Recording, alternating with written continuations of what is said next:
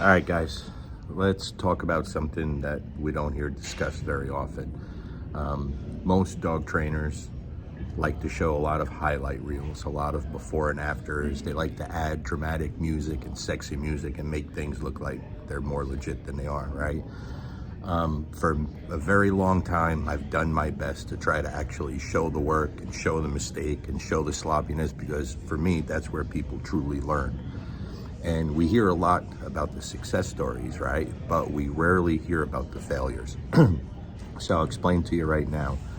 I'm failing with 2 clients right now. Both I've done board and trains with.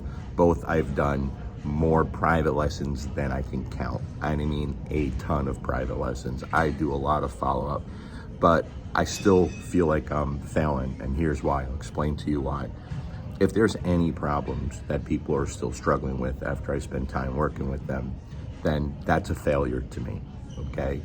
And even though some people maybe don't do what they need to do, that's still my failure, not theirs. Because if I can't get people to do what they need to do, then I'm doing something wrong, or I'm not getting them to truly understand what needs to be done. That's not on them. Again, that's on me.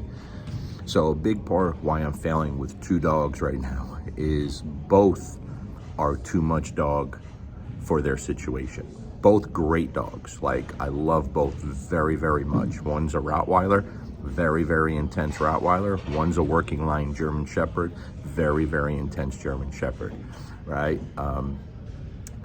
They're a lot. They're great dogs, and they do wonderful with me. And to be fair, the owners do give them outlets to fulfill them physically. Like, they do a good job there, right? They'll put the time into throwing a ball and playing tug and all that cool stuff, but there has to be more than that, okay?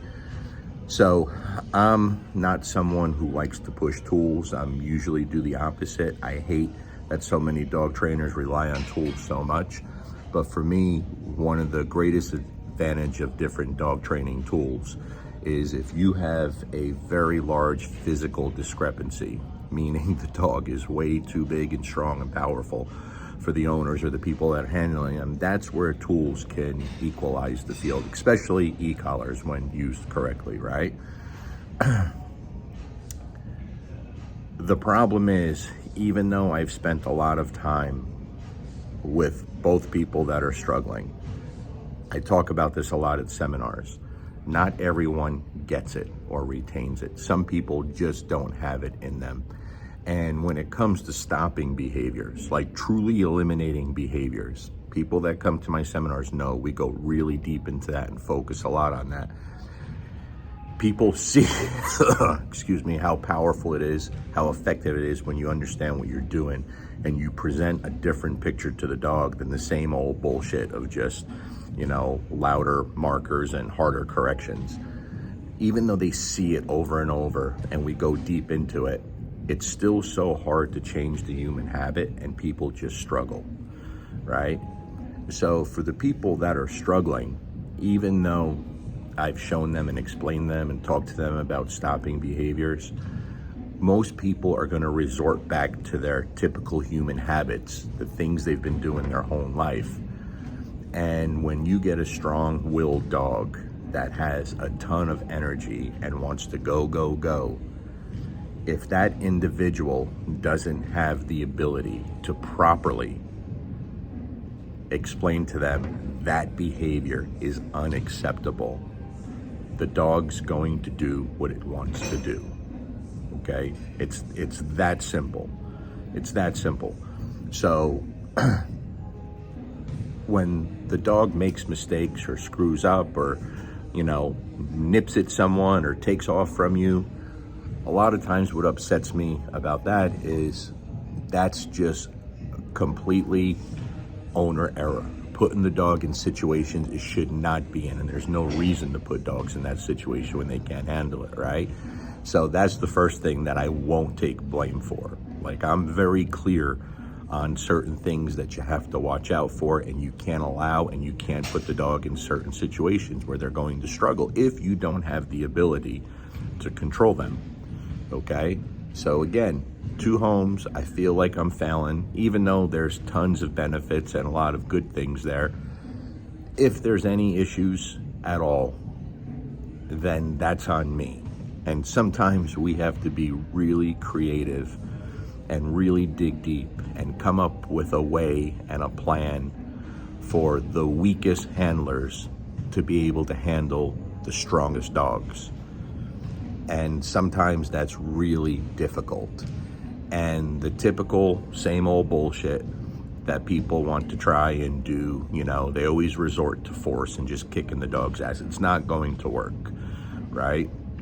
My job is to make the owner the best handler possible.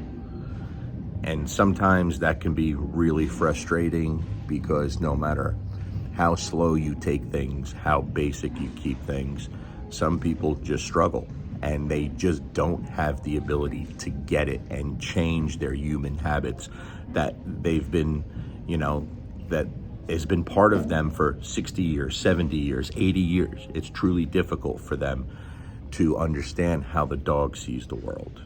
And so when it comes to stopping those behaviors that maybe the dog doesn't give me, does really well with me, it should. That's not impressive, right?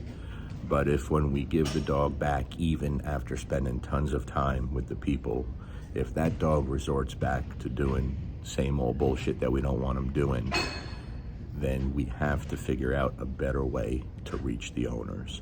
And a lot of times, taking advantage of the best tools for that situation. Again, I'm not big on pushing tools, but that's where they can be extremely beneficial and necessary, right? So if you're a dog trainer, don't be scared about talking about your failures or your struggles, and you should definitely reach out to people with a lot of experience and talk about it, ask some questions, because a lot of times it's just something very, very simple that needs to be changed that can benefit you. And sometimes, like the situations I have now with 2 different clients, it can be really tough.